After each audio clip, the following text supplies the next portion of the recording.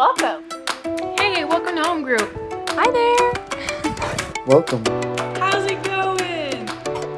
Oh, hi. Good to see you. Hi. Hey everybody, welcome back to another night at Blackhawk Students Online. As everyone gets settled and everything, make sure you guys hit the subscribe button down low. And also, when you're down there, jump in the chat and answer this one question. What's your go-to quarantine snack? Honestly, I've been a big fan of chicken and cheese quesadillas.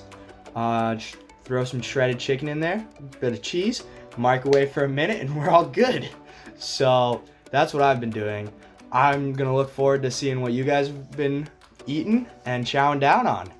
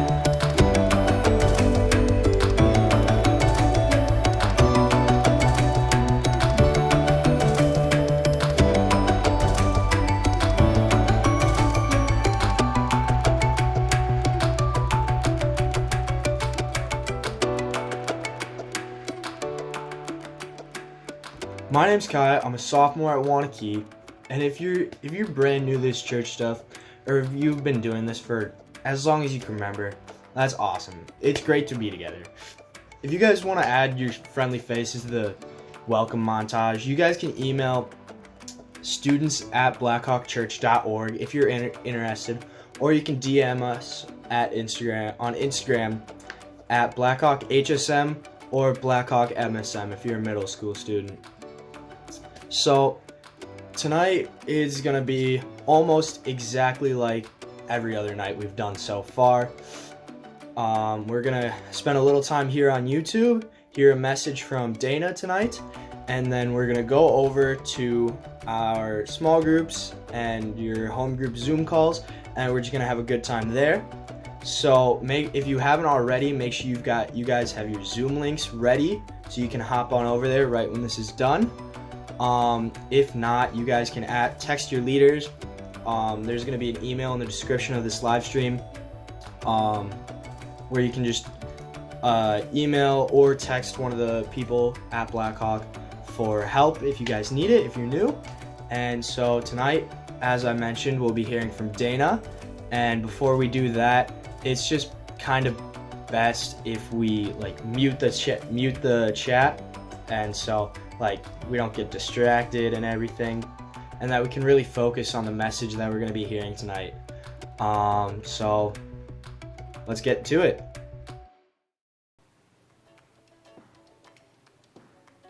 Hi guys, Dana here. I'm a middle school leader for Fitchburg Girls. Last week we celebrated Easter. Jesus died for us.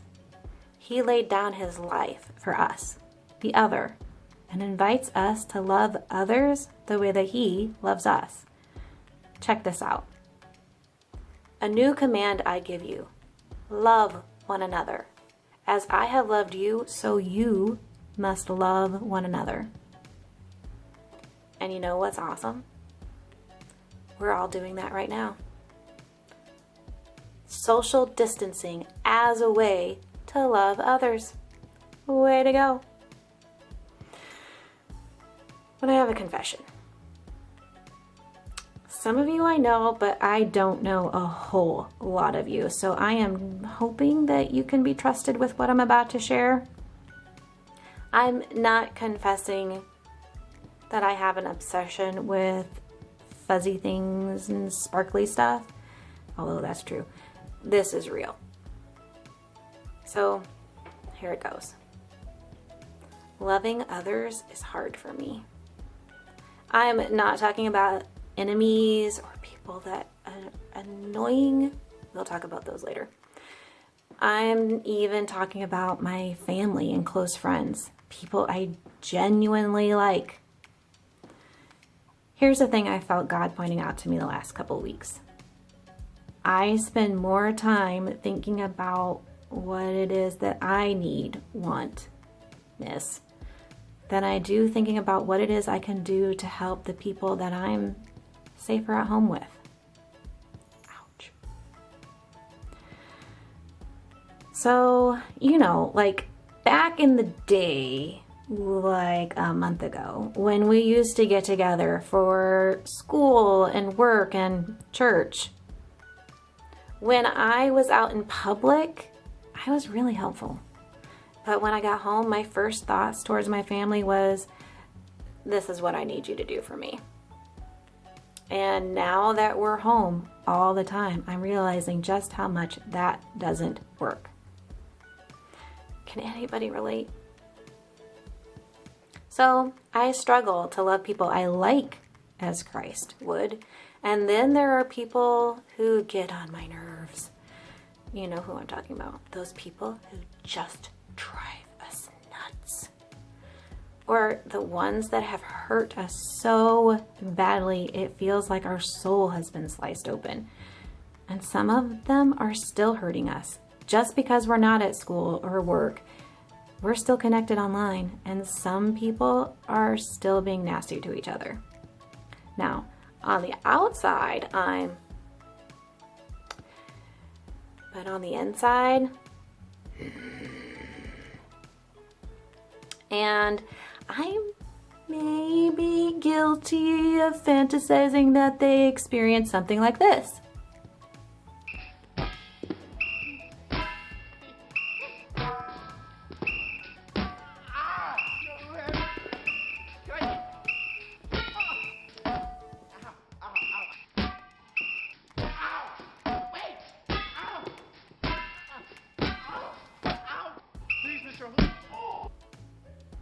Wouldn't it be great if we could just download a Loving Others operating system update into our minds?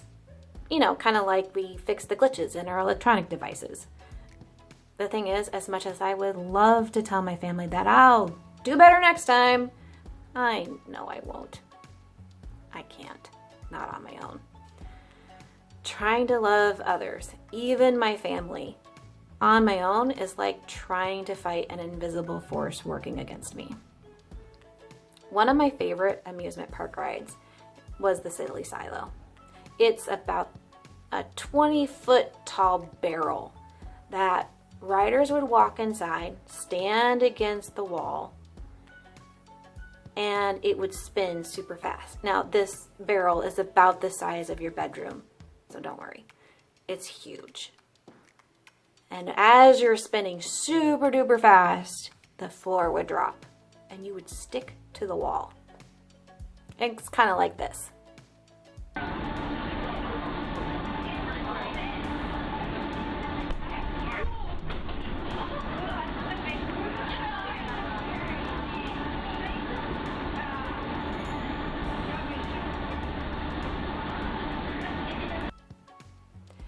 Eventually, the ride slows down and you slide down to the floor and exit the ride, hopefully with your lunch still safely deposited into your stomach. If you ever get the chance to ride something like this, some theme parks call it the Gravitron or Zero Gravity or Starship 3000, depending on the theme of the park. But if you ever get a chance on this ride, try to lift your arm or your leg away from the wall and hold it there. Super hard. Well, when I'm focused on myself, loving others the way that Christ would is as impossible as holding my arm away from that wall during the ride. But here's the other thing. Because of sin, my default setting is to focus on myself. It's really annoying. There's this letter from a guy named Paul in the Bible, and he puts it like this. So I find this law at work. Although I want to do good, evil is right there with me. For in my inner being, I delight in God's law. But I see another law at work in me, waging war against the law of my mind and making me a prisoner of the law of sin at work within me.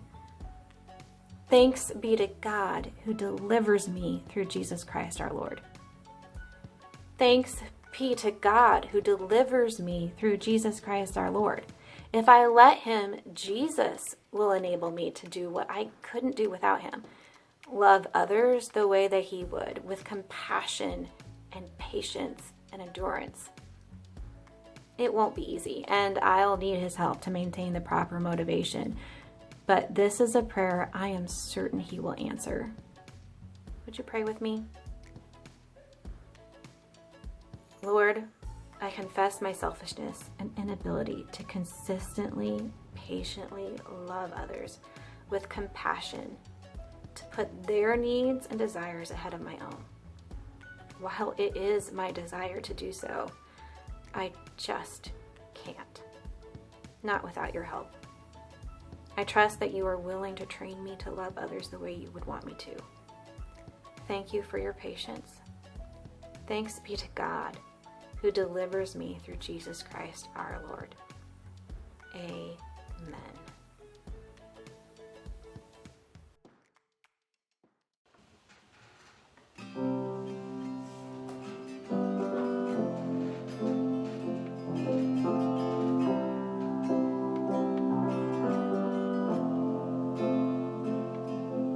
When darkness tries to roll over my bones, when sorrow comes to steal the joy I own, when brokenness and pain is all I know, I won't be shaken. No, I won't be shaken. My fear doesn't stand a chance when I stand in your love. My fear doesn't stand a chance when I stand in your love. My fear doesn't stand a chance when I stand in your love.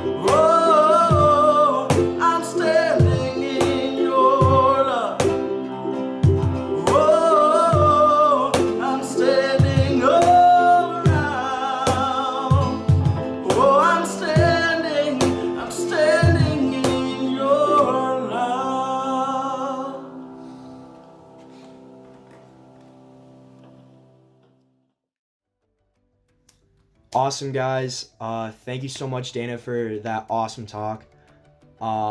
So let's head over to Zoom and have a great home groups. See you guys.